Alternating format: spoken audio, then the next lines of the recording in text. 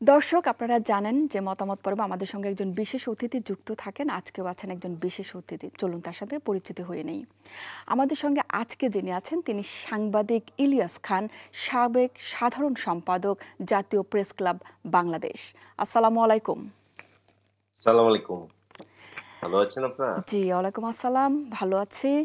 আপনাকে আমাদের শুভ সন্ধ্যার আয়োজনে স্বাগত জানাচ্ছি। আপনাদেরকে ধন্যবাদ। জি, আপনার কাছে বেশ কিছু প্রশ্ন আছে। আমি সরাসরি চলে যাচ্ছি প্রশ্নে।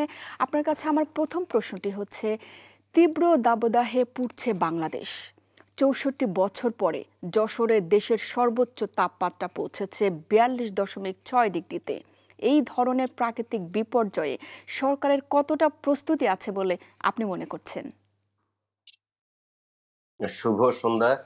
আপনাকে ধন্যবাদ এবং এই অনুষ্ঠান যারা দেখছেন যুক্তরাজ্যে এবং যুক্তরাজ্যের বাইরে বাংলাদেশের মানুষ যত জায়গায় আছেন তাদেরকেও আমি ধন্যবাদ জানাচ্ছি। আসলে সরকারের কোনো প্রস্তুতি আছে বলে আমার মনে হয় না। আমরা আমরা দেখেছি যে বিশেষ করে ঢাকার কথা আমি বলি। ঢাকায় একজন হিট অফিসার নিয়োগ দেওয়া হয়েছে বছরখানেক আগে। জি, নিশ্চয়ই জানেন যে জি, তিনি এই যে দাবদাহ সেটি নিয়ন্ত্রণ করবেন বা পরামর্শ দিবেন। তিনি একটি অদ্ভুত কথা বলেছেন যে ব্যাগে ফ্যান নিয়ে ঘুরতে বলেছেন। জি, এটা খুব পানি, জি, দুর্ভাগ্যজনক। পানি, ফ্যান, জি,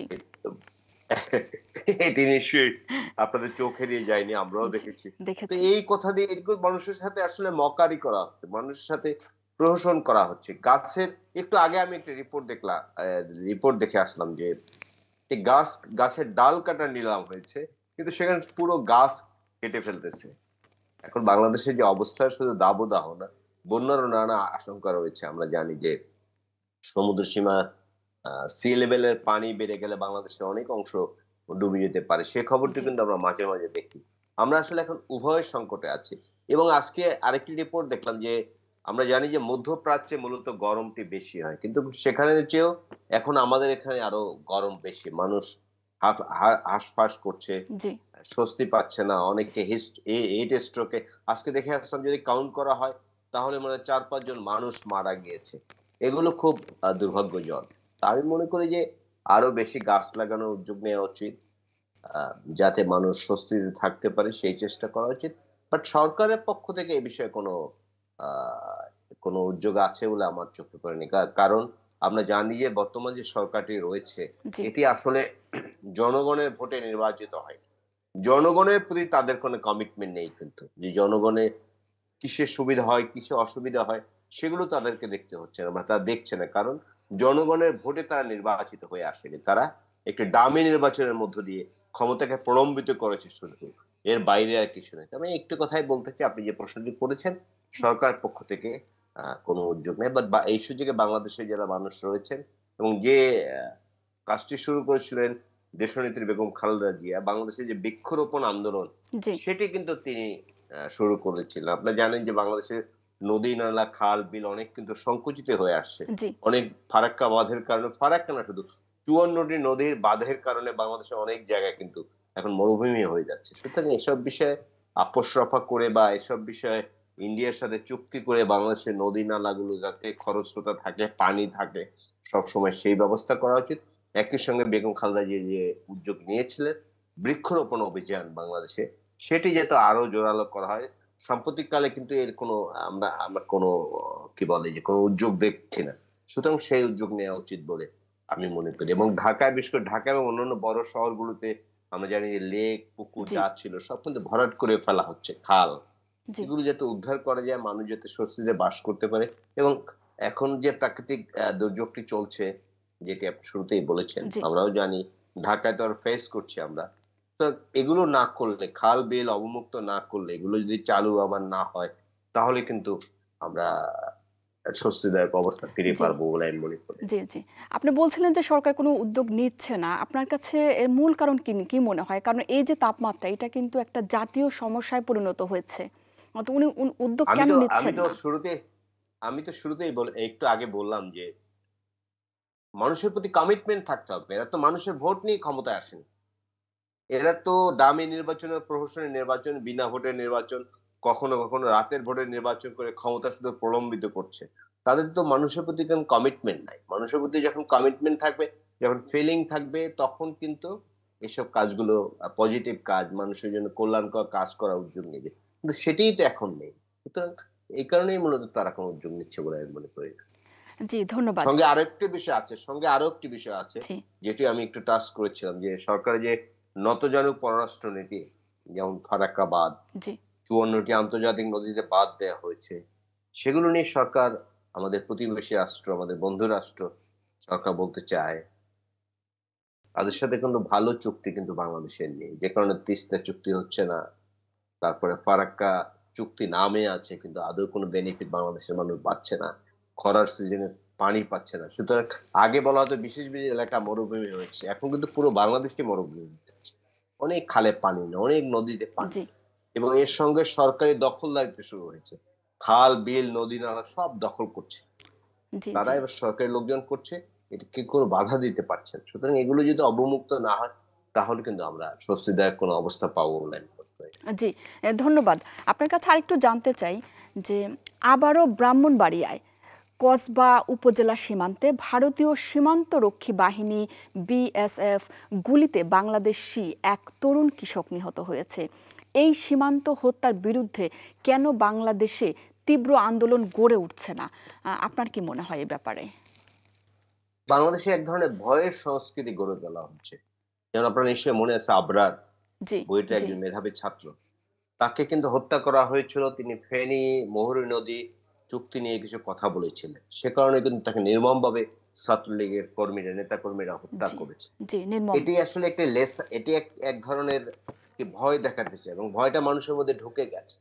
যেমন ভারতের বিরুদ্ধে কথা বলতে কেউ ভয় পায়।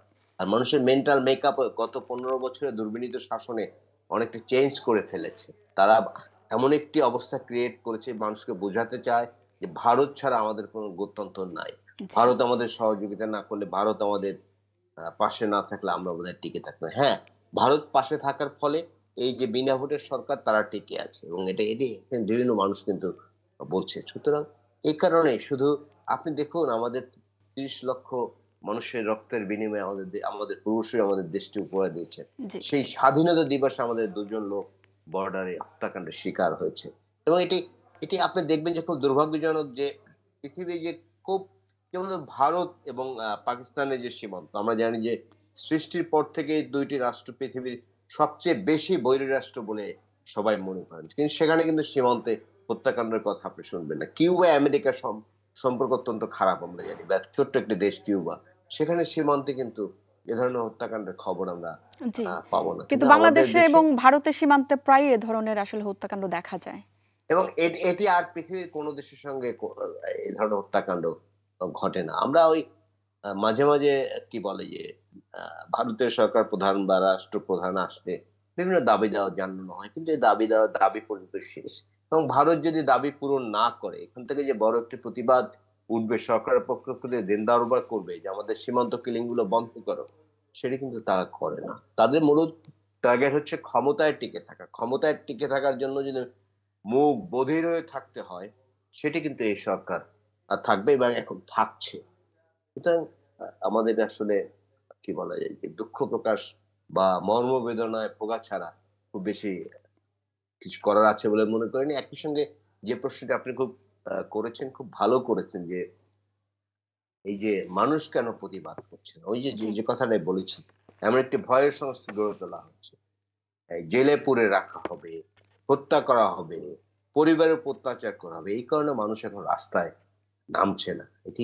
এটি আসলে এই দুর্বিনীত শাসনের শেষ না হলে, এই যে ভয়ের সংস্কৃতি গড়ে তোলা হয়েছে, এটি যদি মানুষের মন থেকে দূর না হয়, তাহলে তারা কিভাবে রাস্তায় নামবে এবং এর বিরুদ্ধে কথা বলবে? এবং সেটি এখন ঘটছে। জি। ধন্যবাদ আপনাকে। আপনার কাছে আরেকটু জানতে চাই যে পুলিশের সাবেক আইজিপি বেনজির আহমেদের ব্যাপক অনিয়ম দুর্নীতি, ক্ষমতার অপব্যবহার অনুসন্ধানে দুর্নীতি দমন কমিশনের কেন এতদিন পর সক্রিয় হলো দুদক?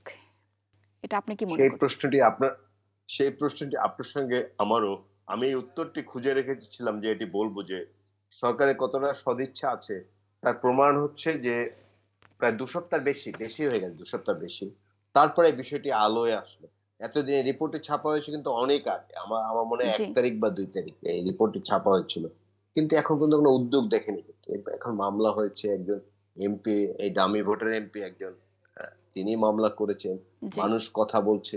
এখন সরকার এক ধরনের উদ্যোগ নিয়েছে, বাট এটি কতটা সফল হয় বা কতটা আন্তরিক সেই প্রশ্ন কিন্তু আছে। কারণ আমরা আগে জানি বাংলাদেশে একটি খুব ভালো ব্যাংক ছিল, বেসিক ব্যাংক, জি লাভজনক ব্যাংক। সেই ব্যাংকটিকে শেষ করে দিয়েছে একজন ব্যক্তি আছেন, তিনি হচ্ছেন আব্দুল্লাহ বাচ্চু। তার বিরুদ্ধে পার্লামেন্টে 6 বার অর্থমন্ত্রী বলেছেন তার বিরুদ্ধে ব্যবস্থা নিতে হবে।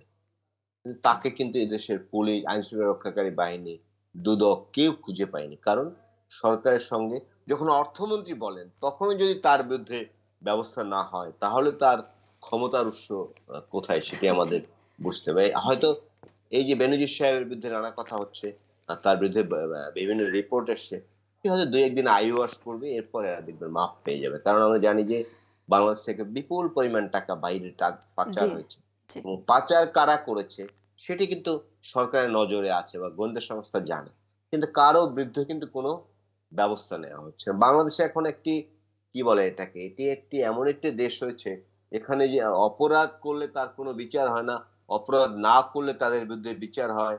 এই সংস্কৃতি এখন বাংলাদেশে চলছে। এখানে এখন আইন শৃঙ্খলা বলুন, মানবাধিকার বলুন, কোনো জিনিসই আর নেই।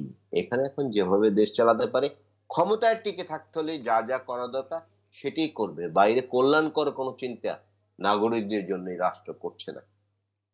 জি এই যে সুতরাং এতদিন পরে বেনজির সাহেবের বেনজির সাহেবের আরেকটি বিষয় আছে, হয়তো কোনো ভাগ বাটোয়ারা নিয়ে বা অন্য কোনো কারণে কোনো গোষ্ঠীর সঙ্গে তার দ্বন্দ্ব হয়েছে, যে কারণে এগুলো আলোয় এসে। কারণ তিনি যে বিভিন্ন সম্পদ গড়েছেন, এটি তো না জানার কথা নয়, কিন্তু আজ পর্যন্ত কোনো ব্যবস্থা নেওয়া হয় না। তিনি, আমি রিপোর্টে দেখলাম যে 2 কোটি টাকার মতো বেতন পেয়েছেন তিনি যতদিন চাকরি করেছেন, বাট তিনি হাজার হাজার কোটি টাকার মালিক।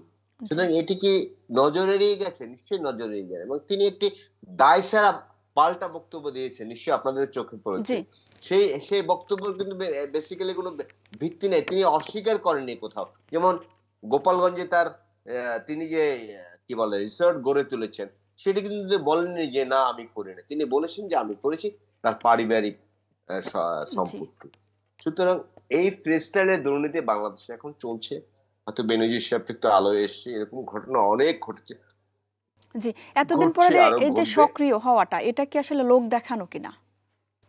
লোক দেখানো, এগুলো লোক দেখানো। একটা, কি বলে, দুর্বিনীত সরকার যখন ক্ষমতায় থাকে, তারা মাঝে মাঝে চমক দিতে চায়, তারা দেখাতে চায় জি সরকারই তো আকণ্ঠ দুর্নীতিতে নিমজ্জিত, জি জি তারা কার বিরুদ্ধে ব্যবস্থা নিবে। কারণ আমরা জানি যারা এখন পার্লামেন্টে দামি নির্বাচনের মধ্য দিয়ে হয়েছে, এদের অনেকে আছেন গত নির্বাচন তাদের যে সম্পদ ছিল তার চেয়ে কয়েকশো গুণ বেড়েছে। এই এমপিদের বিরুদ্ধে একজনের বিরুদ্ধে তদন্ত হয়েছে যে আপনার ইনকাম যে 5 কোটি থেকে 500 কোটি টাকা হলো, এই আয়ের উৎস কি, সেই প্রশ্ন তো করা হয়নি। দুদককে কিছু বলেছে, বা গভর্নমেন্টের যে মেশিনারি আছে তারা কিছু বলেছে? বলবে না। এগুলো এখন এখন বাংলাদেশে হরহামেশা ঘটছে, বেনজির সাহেবের সঙ্গে ঘটছে। আমি যেটা বললাম যে হয়তো ভাগ বাটোয়ারা নিয়ে বা অন্য কোনো হিসাব নিকাশ নিয়ে তাদের সাথে জি দ্বন্দ্ব হয়েছে, এ কারণে তারা এইটা একটু আলোতে এনেছে, এবং এই আলোটি আবার নিভে যাবে, আর তার কিছুই হবে বলে আমি বিশ্বাস করি না। জি ধন্যবাদ। আপনি জানেন যে ভারতে চলছে লোকসভা নির্বাচন, চলছে প্রধানমন্ত্রী নরেন্দ্র মোদী কর্তৃক ভারতীয় মুসলমানদের বিরুদ্ধে অপপ্রচার। এই অবস্থায় মোদীর কি আবারও ক্ষমতায় যাওয়া এই যে বাংলাদেশের জন্য কতটা হুমকি বলে আপনি মনে করছেন? সবসময় হুমকি। ভারত দাবি করে একটি গণতান্ত্রিক দেশ, বাট বাংলাদেশে গত 15 থেকে 16 বছর ধরে দুর্বৃত্ত শাসন চলছে, যে জি অগণতান্ত্রিক শাসন চলছে। আমাদের মুক্তিযুদ্ধ যে চেতনা, মূল চেতনা, যেমন গণতন্ত্র, সাম্য, মানবাধিকার, সেগুলো যখন কিছু নেই, তখন এই সরকারকে উলঙ্গভাবে ভারতের বর্তমান যে সরকার রয়েছে তারা সাহায্য করে যাচ্ছে। যদিও বলা হয় ভারত পৃথিবীর সবচেয়ে বড় গণতান্ত্রিক দেশ, তার লোকসংখ্যার দিক থেকে ভারতে এক ধরনের কর্তৃত্ববাদ কায়েম হচ্ছে। আমরা গণমাধ্যমের লোক হিসেবে জানি, জি গণমাধ্যমের মানুষ হিসেবে, সেখানে কিন্তু গণমাধ্যমের অধিকারও অনেক সংকুচিত হয়েছে। এবং দেখবে যে বর্তমান যে ফরমেট করা হচ্ছে, যে নির্বাচন কমিশন আগে যেখানে প্রধান বিচারপতি ছিলেন তাকে কিন্তু সরিয়ে দেওয়া হচ্ছে। এখন সরকারি দলের লোক নির্বাচন করবে, কারা নির্বাচন কমিশনার হবেন। একজন নির্বাচন কমিশনার ছিলেন টিএন শেষান, তিনি কিন্তু ভারতের নির্বাচন ব্যবস্থাকে চেঞ্জ করে ফেলেছিলেন, কিন্তু সেটি আবার হুমকির মুখে পড়েছে। এবং সারা পুরো ভারত জুড়ে এমন একটি মুসলিম বিদ্বেষ, এমন একটি হিন্দুইজম কায়েম করা হচ্ছে, ইভেন ওয়েস্ট বেঙ্গলও দেখবেন যে এবার আরো বেশি আসন পেতে পারে। সুতরাং জি, সেখানেও আমাদের মতো, এবং অনেকে দুষ্টুমি করে বলেন যে আমাদের সরকার এই বিনা ভোটের সরকার যেভাবে দেশ চালাচ্ছে, ভারত তাদের এই সরকারের কাছ থেকে শিক্ষা নিয়েছে। কারণ ভারতে অন্তত ভোট নিয়ে খুব প্রশ্ন ছিল না কখনোই। খুব বেশি ছিল না। কিন্তু এখন জি, কিন্তু সেখানে ওঠা শুরু করেছে। কারণ তারা বাংলাদেশে দেখেছে যে বিনা ভোটে নির্বাচিত হয়ে আছে, রাতের ভোটে নির্বাচিত হয়ে আছে, দামি ভোটে নির্বাচিত হয়ে আসে। সুতরাং ভারতও সেদিকে আমি আমি জানি না অনুপ্রাণিত এতটা হচ্ছে। অধঃপতন হবে। জি, এতটা অধঃপতন হবে কিনা। ভারতে আরো তাৎপর্যপূর্ণ দিক হচ্ছে সেখানে একটা বুদ্ধিজীবী সম্প্রদায় ছিল স্বাধীন। কিন্তু সেটাই কিন্তু আস্তে, আস্তে ধ্বংস করে ফেলা হয়েছে। সুতরাং আমি আশা করতে চাই, প্রতিবেশী তো বদলানো যায় না। জি, আমাদের প্রতিবেশী বৃহত্তর রাষ্ট্র ভারত, তাদের সেখানে গণতন্ত্র সমুন্নত থাকুক, মানুষ কথা বলতে পারুক, মানুষের অধিকার প্রতিষ্ঠিত হোক, মানুষ ভোট দিতে পারুক নির্বিঘ্নে। সেটি যেন তারা পারে। তবে এবারে যে লক্ষণটি সুস্পষ্ট হয়েছে, এবারও থার্ড টাইম মিস্টার মোদি, যিনি গুজরাট বলা হয় গুজরাট রায়টের সঙ্গে জড়িত ছিলেন, তিনি আবার ক্ষমতায় আসেন এবং বাংলাদেশের জন্য কোনো পজিটিভ তো নাই, এটি আরো নেগেটিভ হবেও নাই আমি মনে করি। জি, ধন্যবাদ। আপনি নিশ্চয়ই আজকে নিউজ দেখেছেন যে বাসের ধাক্কায় প্রাণ প্রাণ হারিয়েছে চট্টগ্রাম প্রকৌশলী ও প্রযুক্তি বিশ্ববিদ্যালয়ের ২ মেধাবী শিক্ষার্থী। সড়কের এই মৃত্যু মিছিল থামছে না কেন? কেন মানে মৃত্যুর মিছিল জি, দিন দিন বাড়ছে। কারণ আমার মনে আছে, নিশ্চয়ই আপনার মনে আছে, বাংলাদেশের একজন যোগাযোগ মন্ত্রী তিনি বলেছিলেন যে ড্রাইভাররা শুধু গরু ছাগল চিনলেই হবে। মানে খুব ভালো প্রশিক্ষণের দরকার নেই, এবং বাংলাদেশে ভালো প্রশিক্ষণ হচ্ছে না। ড্রাইভার যিনি গাড়িটি চালান, তিনি যে প্রশিক্ষণ নিয়ে আসবেন, সেই সংস্কৃতি এখানে নাই। হাজার হাজার গাড়ি আছে যেগুলো লাইসেন্স নাই, জি, ড্রাইভার আছে তাদের অদক্ষ। লাইসেন্স নাই। জি, অদক্ষ যখন ড্রাইভার। যখন দুর্নীতি হয় এবং যখন সেটা সর্বব্যাপী হয়, তখন কিন্তু সব জায়গায় পছন্দ হয়। আমাদের বিএটি থেকে টাকা দিয়ে অনেকে লাইসেন্স নিয়ে, বাচ্চা বাচ্চা পোলাপান লাইসেন্স নিচ্ছে। অনেক সময় হেল্পাররা গাড়ি চালাচ্ছে।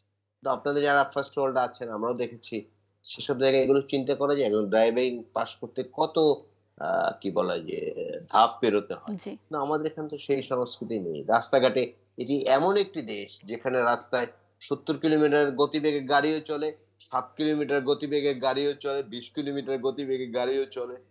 এটি কোনো রাস্তার দৃশ্য হতে পারে না। এটি কিন্তু এখানে সেটি হচ্ছে, এবং যখনই কোনো ড্রাইভারের বিরুদ্ধে আপনি শাস্তি নিতে যাবেন, তখন কিন্তু রে করে উঠবে যাবে। শ্রমিক ইউনিয়ন রয়েছে, এবং শ্রমিক ইউনিয়নের যারা নেতা তারা সব আওয়ামী লীগেরও নেতা। সুতরাং এই অবস্থা, এই কারণে এই অ্যাক্সিডেন্ট গুলো হচ্ছে আমাদের এই আজকে দুটি। এবং এই জি, ঈদের সময় তো আপনি দেখেছেন যে অনেক মানুষ মারা গিয়েছে। জি, অনেক মানুষ, বিশাল মৃত্যুর মিছিল। কিন্তু কমছে না, কিন্তু দিন, দিন বাড়ছে। এটি খুব দুর্ভাগ্যজনক মনে হয়, মনে জি, করি। এবং এটির মূল কারণ হচ্ছে, আমি যে কথাটা আগেও বলেছি আবারও বলি, পচন ধরলে সব জায়গায় ধরে। জি। দেশে যে সব ক্ষেত্রে এক ধরনের পচন ধরেছে, তার প্রভাব কিন্তু সর্বত্রই পড়ছে, এবং এই সড়ক দুর্ঘটনাও তার বাইরে নয় এবার। জি, ধন্যবাদ জনাব ইলিয়াস খান। দেখা হবে আরো একটি শুভ সন্ধ্যা অনুষ্ঠানে। সে পর্যন্ত ভালো থাকবেন, সুস্থ থাকবেন। আসসালামু আলাইকুম। আপনারা আপনারাও ভালো থাকবেন। ধন্যবাদ। সালাম। দর্শক, সময় হয়েছে ছোট্ট একটি বিরতির। বিরতির পর আবারও ফিরে আসছি আপনাদের সকলের প্রিয় এই শুভ সন্ধ্যা নিয়ে। ততক্ষণ পর্যন্ত আমাদের সঙ্গেই থাকুন।